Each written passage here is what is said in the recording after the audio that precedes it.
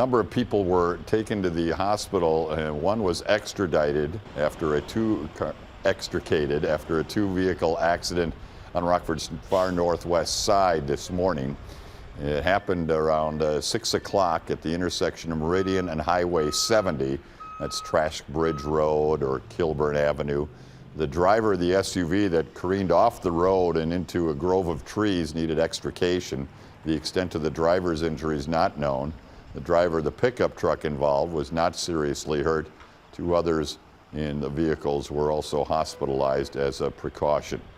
That's according to the deputy fire chief with Northwest Fire Department. The police in Rockford are trying to determine what led to a three-car crash Monday afternoon, a little after 4:30.